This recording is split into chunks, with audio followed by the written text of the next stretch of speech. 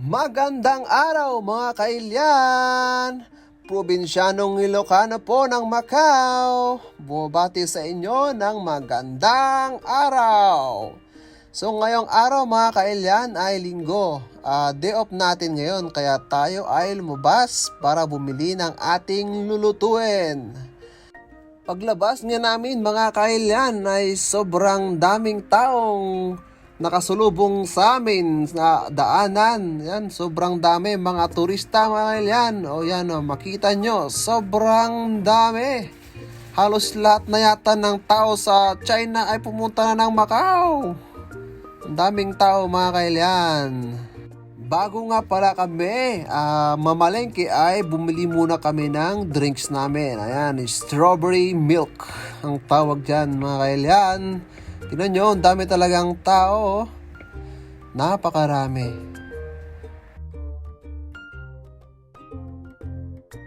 At yan na nga kailyan, nakabili na kami ng mga groceries sa merkado.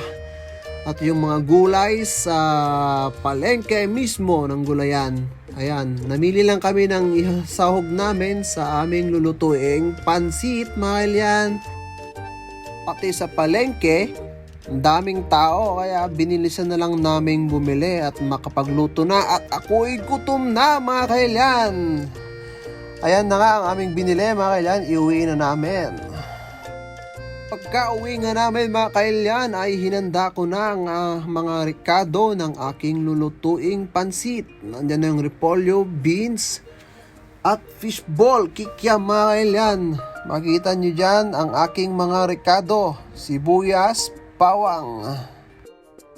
At ayan na nga mga kailyan, sinimulan ko na ang pagluluto.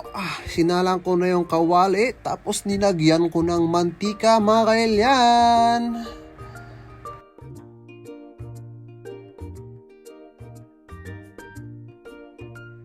Hintayin lang natin uminit ang mantika sa kawali. Tapos ilagay na natin yung mga pangunahing rekado natin. Tulad ng bawang at sibuyas. At yan na nga mga kailyan, uminit na ang mantika sa kawali. Kaya inilagay ko na ang bawang. Tapos ihalo-halo ko hanggang maging golden brown. At pagka nagisa na yung bawang ay isunod na yung sibuyas. Yan, sinunod ko na mga kailyan yung sibuyas. At ginisa-gisa ko na rin mga kailyan.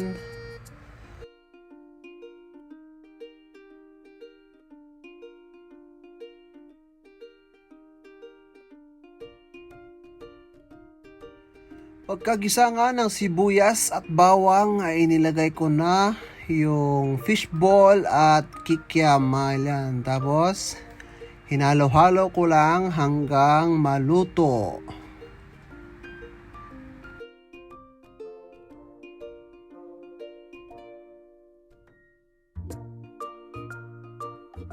At nang maluto na nga ang ating fishball at kikiam mga kailyan ay inilagay ko na yung beans.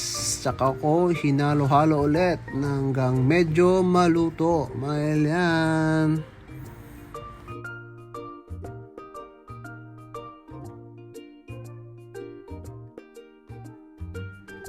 Nung medyo okay na yung beans ay inilagay ko na ang ating repolyo.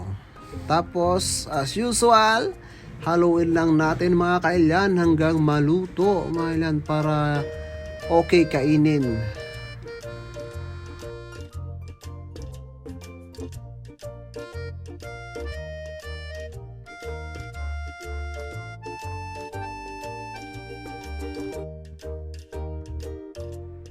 Tapos sinunod ko na rin nilagay yung paminta. At naglagay na rin ako ng konting magic sarap mga kailyan para masarap ba ang luto natin.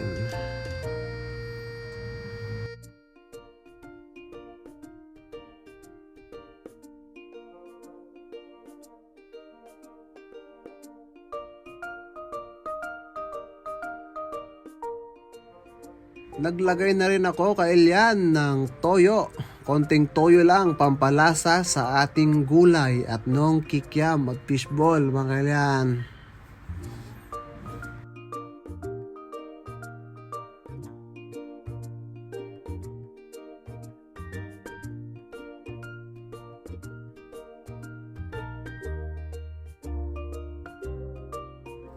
Nung okay na nga at luto na yung gulay, ay kumuha ako ng panibagong kawali at manggigisa ulit tayo ng sibuyas at bawang.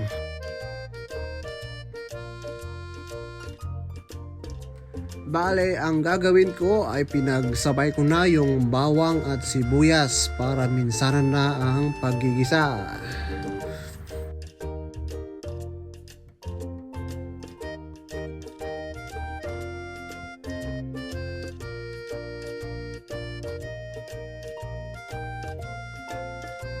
Nang magisa na natin ang sibuyas at bawang ay inilagyan ko na ng tubig. Tubig na sakto lang pangluto sa ating pansit.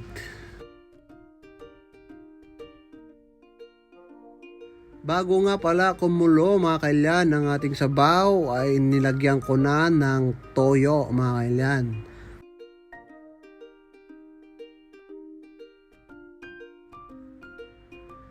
At nang kumulo na nga kailyan ay nilagay ko na yung Knorr cubes para maging mas malasa pa ang ating lulutuing pansit.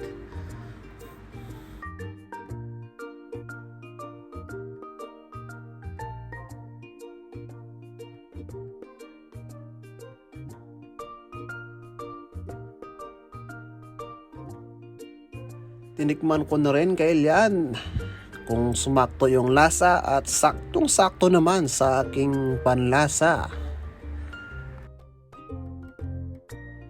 At nung okay na, ay nilagay ko na yung noodles, pansit mga kailyan.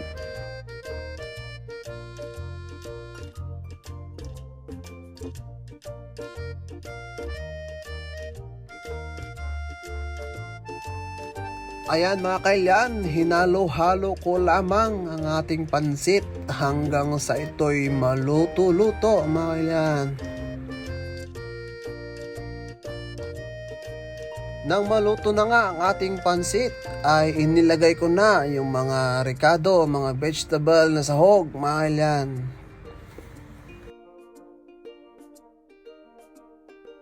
Pagkalagay ko nga ng mga ricado ay hinalo-halo ko ulit mga kailyan yung pansit at saka yung mga gulay-gulay na ricado.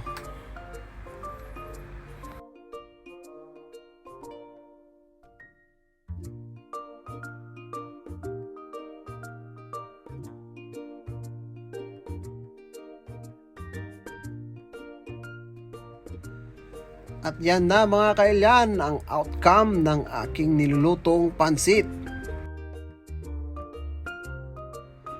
Ano pa nga ba ang ginagawa ko kailyan? Luto na! Kain na ako mga kailyan! Bye-bye!